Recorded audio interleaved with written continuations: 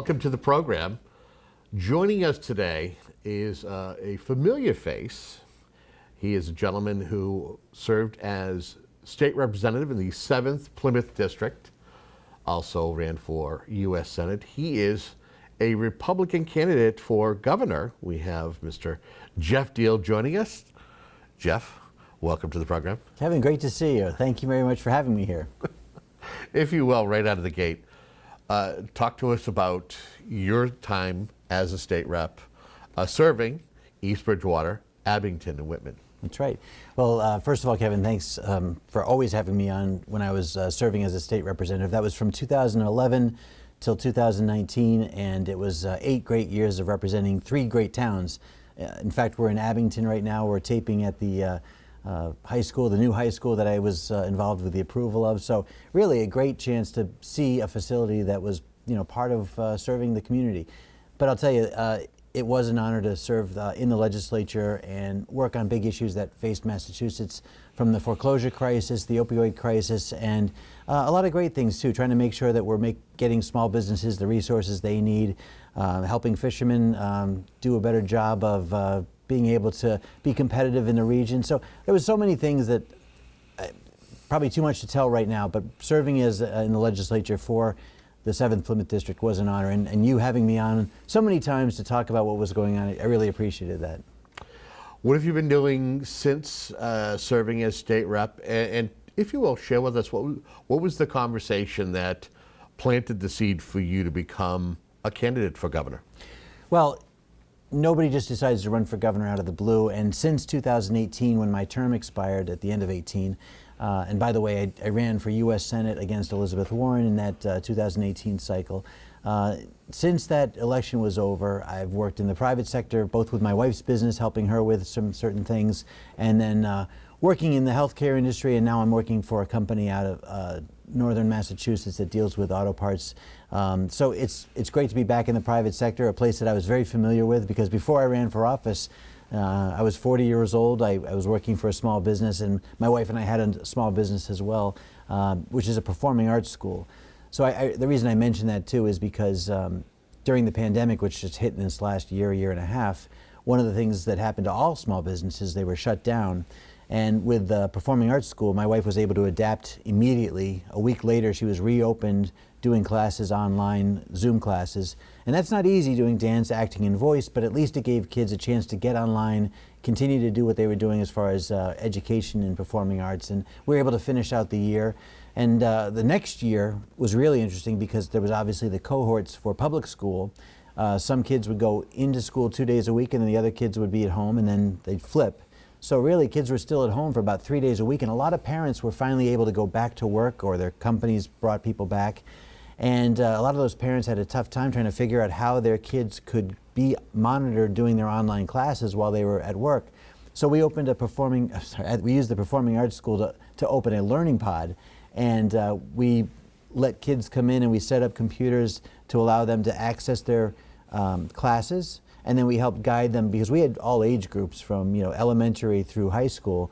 We helped guide them to the platforms they needed, to the content they needed. So that was a challenge. But again, to sum it all up, I've been working in the private sector, and of course with the pandemic, trying to help out where I can.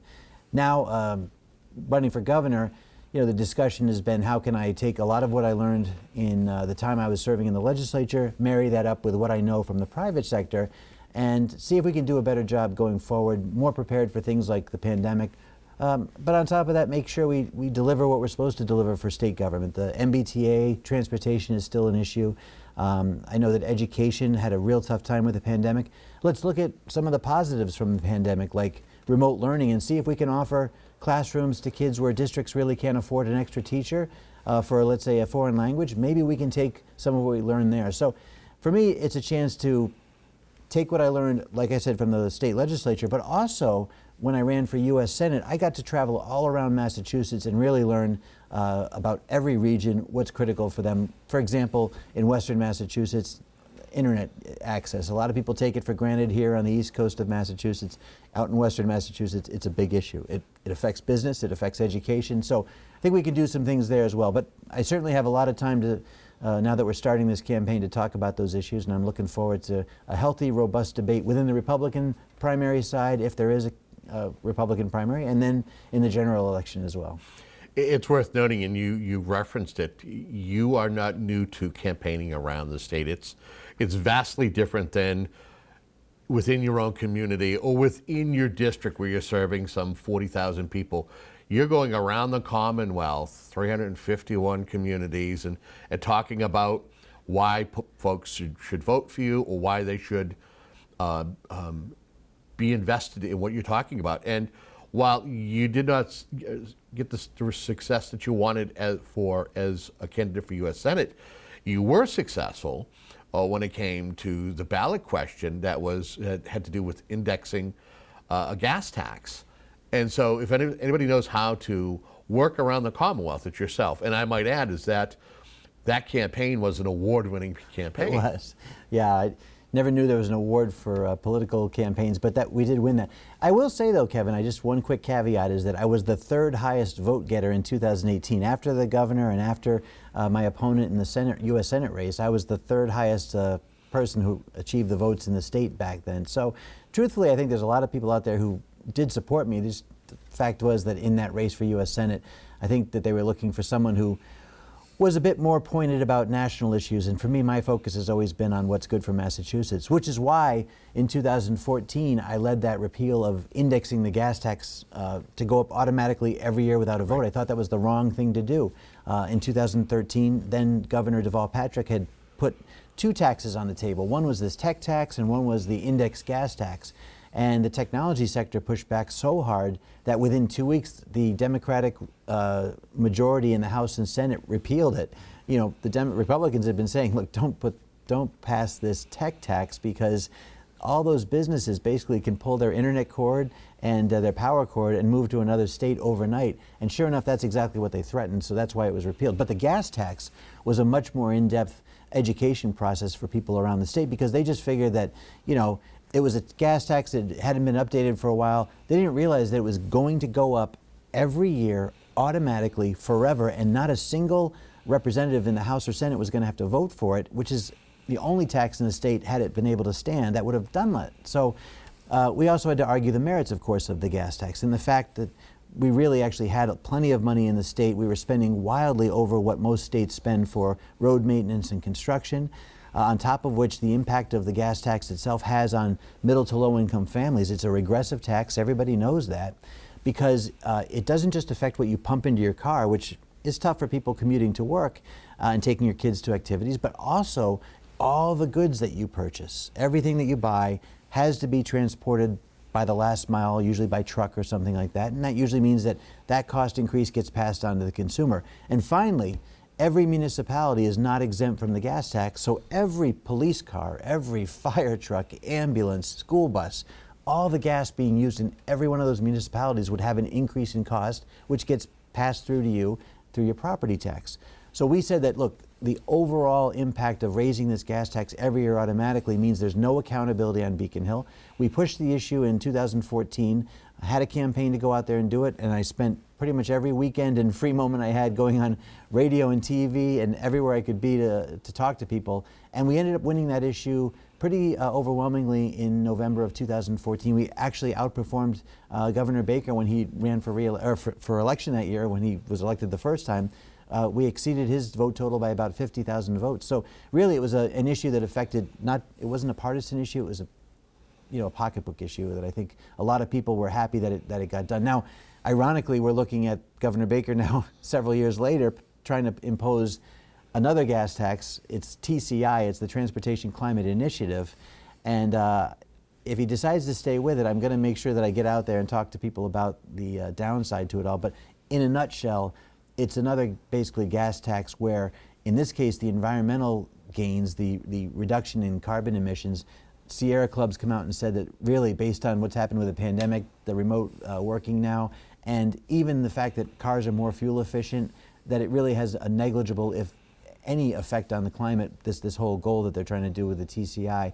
But it's also even more nefarious in that it's an unelected bureaucratic body that decides what the fee will be, the cap and trade fee will be on energy, in this case gas, And that means that every year they can change, and add to what our gas tax is in an effort to sort of, again, cut carbon emissions. But most of the state is already moving towards carbon emissions reduction through more fuel efficiency with cars. This state's actually signed on to making sure that no new cars after, I think, I forget what year it is, but there's basically going to be mostly electric cars on the road at some point in the next decade or two. So the fact is that this thing really is just another way to kind of dictate and make it more expensive for people who just need that gas to get around. If I could ask you, you talk about this administration signing on to TCI, the Transportation Climate Initiative. Is Massachusetts the only state in the New England region that is in favor or supporting this movement? Or well, according to the governor and the people who originally designed it, it shouldn't have been. It was a whole regional New England pact, and we saw that they even added the District of Columbia to try to see if they could get support there as well. The ironic part is that the District of Columbia is the only other partner in this regional pact, and all of the New England states except Massachusetts, except Governor Baker, are the ones who have decided that they want to continue forward with this. So even New Hampshire, Maine, Vermont, Rhode Island just recently declined to adopt it. I mean, most of these New England states that we thought that may be going on to this thing said, no, it's not going to work for us. And I think Massachusetts has to take a real hard look at that and say, maybe we've got this wrong. Okay. What do you feel are going to be some of the key issues in this race? First, for the Republican nomination, if there's success there, ultimately to be the next governor of the Commonwealth? Well, I think that clearly everybody wants to have someone who's serving as governor who has a vision of how the state can always do better. You're looking at, again, a year and a half of being shut down, and a lot of people were really questioning what was going to happen after the pandemic. Could we as a state, can we as a country come back? So they're looking for someone who's got, I think, that experience of serving in the legislature, knowing what levers can be pulled and pushed to make sure that the state does its part.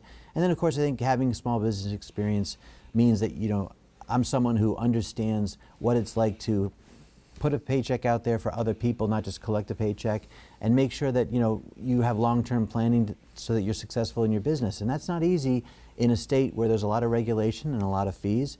But once you've weathered those storms and know what to do, I think it means that you can be a chief executive officer for the state that really has a good understanding across the board of what you have to do. So one of the things I'd say that's important in this issue, again, is getting back to things like healthcare, for example, healthcare costs. One of the things the governor promised was more transparency in procedures and medical devices. We never really saw that transpire. I think the only way to get healthcare costs down is to create free market pressure.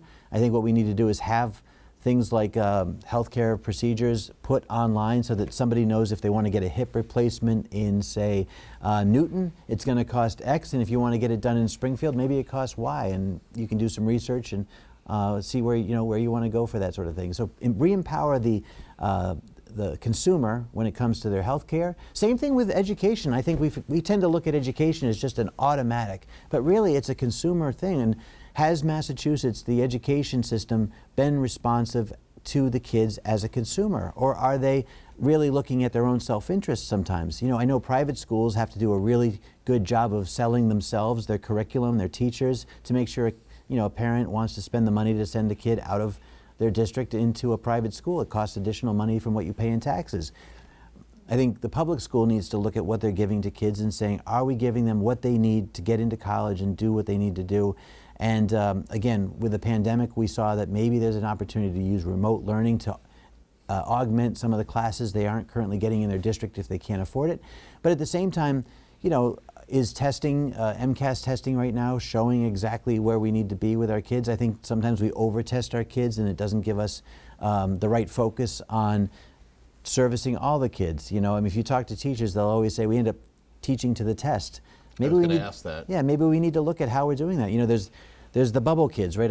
I was in this program where we were talked specifically about how education, a lot of these teachers, they know that the high performers are going to do well. They don't focus on them. They know the low performers may not do well, so they don't focus on them. They just look at the kids right in the middle, the ones that are on the bubble of, doing well with scoring, and they focus on helping them. That doesn't service everybody. So let's maybe take a look at education and see if we're delivering it as effectively as we should. And transportation, obviously, we've got to continue to look at the MBTA. Just before the pandemic and before demand just completely went away, we still had trains that were running off the rails, literally. We had train cars that were being provided by a Chinese manufacturer that's here in the state that didn't even meet the specifications to be put on the tracks. So what are we doing with transportation as far as the money we're spending? Are we getting what we deserve? I think that's what people want. Government to be there to provide what they're supposed to deliver.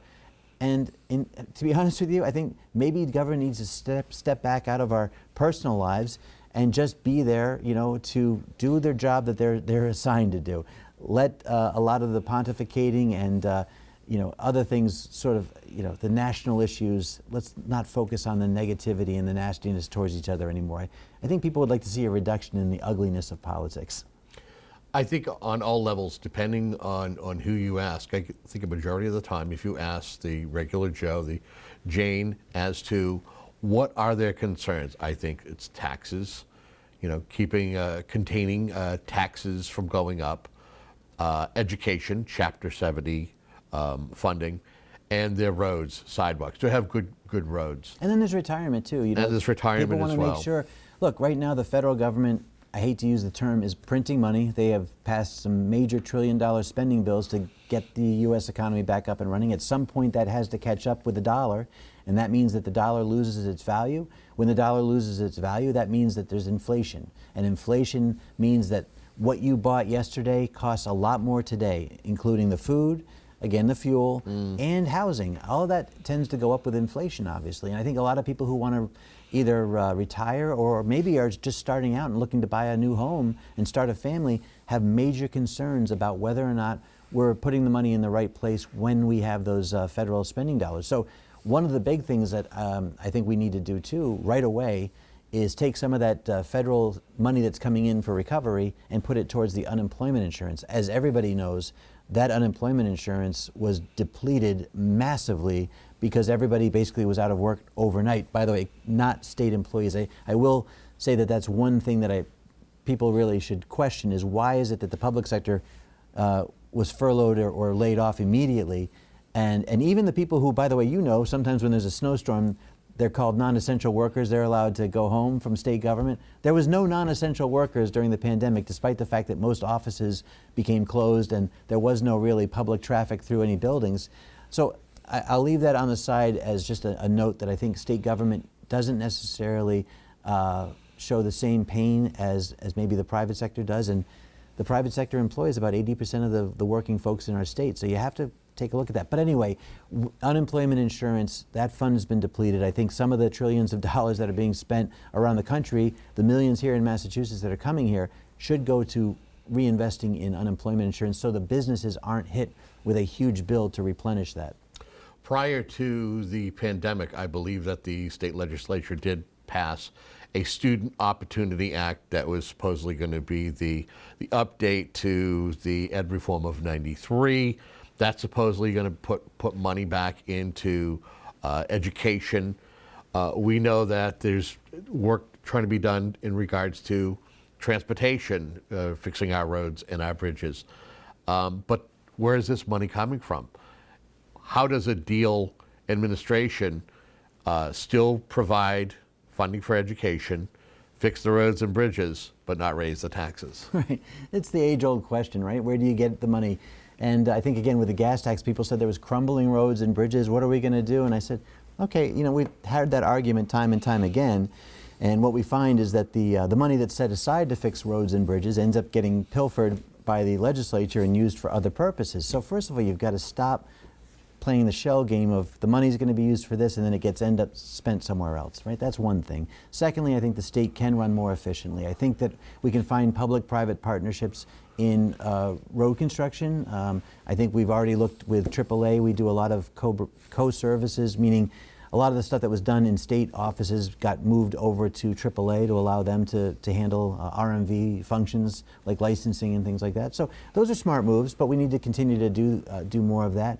So yeah, no, I understand that the challenge is that, theoretically you want government to provide a lot of things, but at the same time, I think the private sector can also provide a lot of things as well. So we got to make sure that we're not overstepping our bounds. I know that, for example, people think that government should just pay for college in total. There's the whole, college should be free and government should pay for it. Well, first of all, Massachusetts already takes care of top 25% by giving them the Abigail Adams Scholarship, which means they go to state schools for free if their grades are high enough, right? So there's already an incentive to have good grades. But secondly, if you actually make college free for kids, what you're doing is saying to colleges, there is no accountability for you in what you're going to charge for tuition. So what's going to happen is the cost of college is going to go up. It's happened in healthcare. Basically, when healthcare became a mandated, everybody had to have healthcare coverage, those insurers and hospitals, everybody, the pharmaceutical companies started raising the prices of all healthcare. Either whether the prescriptions that you have, or the procedures that you get done, or your insurance, all of it ended up going up because government was the guaranteed payer. So with college education, if government becomes the guaranteed payer, tuition is going to increase. And while it's great to give everybody a college education, I think everybody should strive towards that. When you do that, that cost has to be passed on to somebody. Nothing in life is free, so that's going to be passed back on to the taxpayer. And is it fair for, I think this is another big argument. Is it fair for, let's say, I think 2/3 of kids, a third of Massachusetts students, like men go into the military, or they go into a trade union. Is it fair for them to basically be paying taxes to cover the cost of college education if they never plan on doing that? So again, I think that we need to not necessarily step in and say government should solve every problem. It should just be there as a referee in some cases. And I think making sure the colleges actually drive down the cost, if we can figure out ways to do that, well, that's where I'd like to go. When you took office in 2011, I believe the budget that was passed was a $28 billion. This coming fiscal year, they're currently working on a bill that will be $46 billion. What needs to be done to reduce spending when it comes to on the state level? So this kind of talks a little bit about what you said before. How do you get government to be able to afford things? Well, the problem is they can afford just about everything because of the tax revenue they bring in. I mean, ironically, when the pandemic was kind of as we're phasing out of it, there's a tax surplus right now. Governor Baker has actually talked about taking the additional tax revenue that was unexpected and putting it towards a 2-month sales tax holiday. Okay, so there is revenue there. And again, I think that should be going to the unemployment insurance to shore it up. But the bigger issue that you're talking about is a 70% increase in the state budget from the time I was elected to the time I'm running now for governor. In 10 years, our budget has gone up by 70%. And just, if you think about that as an individual, has your income gone up 70%? But state government's income has gone up 70%. That is incredible, an incredible number. And when I say income, I mean that's the revenue they're taking in and then what they're going to spend. So look, I know government doesn't keep all the money, but the fact of the matter is they are spending an exorbitant amount of money, and that's not even including the federal taxes that you're paying and what the federal government is spending right now.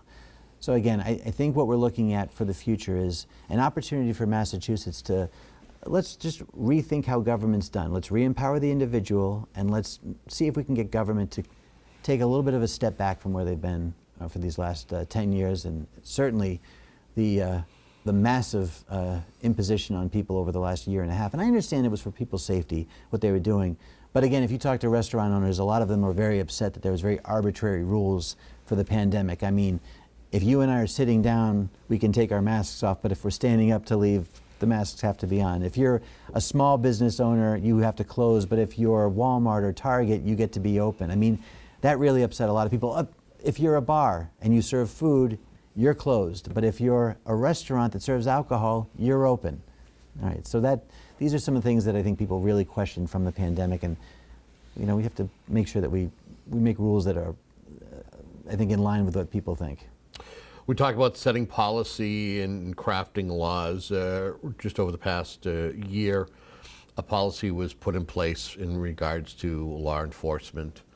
Give me your thoughts as to how law enforcement is perceived in any legislation, the legislation that was just put in for law enforcement reform. Yeah, I mean, look, I think any police officer will admit that there's always a portion of their population, like any company or any any workforce out there, there's going to be a certain percentage that may not be the best actors. In the case of law enforcement, Officer Chauvin from Minneapolis was prosecuted for what he did with George Floyd. And I think you look around the state, you see that the same thing happens. If police officers do the wrong thing, they get fired, they lose their pensions, they go to jail in some instances. So I think there's a misgiving that police officers are above the law. They're not above the law, but they are asked to execute the law. And when it comes to executing the law, they are the front line of defense when it comes to violent criminals. There was a standoff recently outside Wakefield with a militant group that had numerous guns that were unregistered. They were dressed in military fatigues and said they were off to Maine for training. And that could have been escalated to a very violent standoff, but thankfully police took all day and were able to de-escalate the situation. I don't know who else could go there and have the presence and the ability to handle a dangerous situation like that other than law enforcement. And at the same time, law enforcement has a very soft hand too in our communities, which is great. You know, the local DARE officer for the town I live in, Whitman, he goes into the middle school, talks in the high school, and makes sure that he helps kids stay active, involved, and away from things like drugs. He's a divergence officer for the bad things that happen. And, you know, to have a community be able to afford somebody like that is fantastic. And that's the problem. When you start cutting the police budget because you just feel like, you know, they're bad actors intentionally, and I totally disagree with that. I mean, in 2018, I had a debate with Senator Warren. She called law enforcement racist from front to back. I totally disagree with her on that assessment. On top of that, now we have, you know, a top law enforcement official in Massachusetts is the Attorney General Maura Healey, who may get into this governor's race. She said during the 2020 riots that sometimes you need a forest fire to, you know, regrow things. That to me seemed to be condoning a lot of the looting, the arson, and violence that was happening in every city as they were burning in 2020. That's the wrong way to go. Law enforcement's there to uphold the law. They're there to protect our communities. I support them, and I want to make sure that they have the resources they need to get the job done, and that includes the equipment they have, but more importantly, the training. So again, more funds towards training allows them to, I think, avoid the situations that happen like in Minneapolis when the officer used a procedure and a chokehold that was completely unacceptable. So good training is the way to go, and cutting their funding and basically making it impossible to effectively train police officers, wrong way to go. Would you be supportive of police body cameras for all police departments, or funding an effort to have all police departments, officers on the street to have body cameras, so at least you'd be able to see what's happening from the point of view when it's happening? I think that's great. In fact, if you talk to law enforcement officers, a lot of people nowadays pull their cell phones out immediately and record the situation. So, you know, I think already we're living in a world where there's sort of surveillance everywhere you go, cameras on buildings, all that. So to have the police officers have the ability to show exactly what they're facing when they have a traffic stop, for example, or are dealing with a very violent situation, I think it's important to have that side of the story told as well. Because if you ever talk to a law enforcement officer, they'll say that what they have to decide to do in a split second takes a year in court to be undone. You know, the prosecutors can look at this and the defense attorneys can look at this and go over everything they had to make a split-second decision on and second-guess them for a year in court. So look, the more they can make their case, I think the better. I think it's a good move forward. As we get ready to wrap up our conversation here, we thank you for being here. Anything we haven't touched upon but you feel is going to essentially be a conversation during this race and during the campaign, and as you are engaging other candidates about the issues? Well, look, I think generally speaking, most campaigns tend to be about pocketbook issues. What's going to be the financial impact for the voter? I mean, they tend to look at government as being able to provide them what they need: the roads, the bridges, the schools, and I think what they're looking for is a steady hand. And I think what they need to understand is that someone who, like myself, has served in the legislature, has listened to a lot of the things people need help with. Foreclosure issues. Back when I first got started and got into office, we were dealing with a 2008-2009 economic meltdown. I've dealt with foreclosure issues all the way through the opioid crisis, which, by the way, people are saying the pandemic may have actually re-exacerbated, so we need to make sure that people are getting the help they need. right here in the South Shore, we have some fantastic communities that do a great job of interceding. So look, I think there's a lot of things that people know I've been there for in the past as a legislator, and I think serving in the corner office and having a chance to talk about what's important for Massachusetts all across the state, from our great fishing ports that are the most valuable in the country to Western Massachusetts, which always gets underrated but has tremendous manufacturing, and Worcester, I mean Springfield, two great cities that contribute so much to our economic life in Massachusetts. We're going to need to talk about all these things. I'm looking forward to that conversation over the next year or so. Excellent. He is Geoff Diehl. He is a candidate for governor. We thank him for stopping in, and we thank you for tuning into a program like this to keep you better informed. Until our next conversation, have a good day. Have a good day.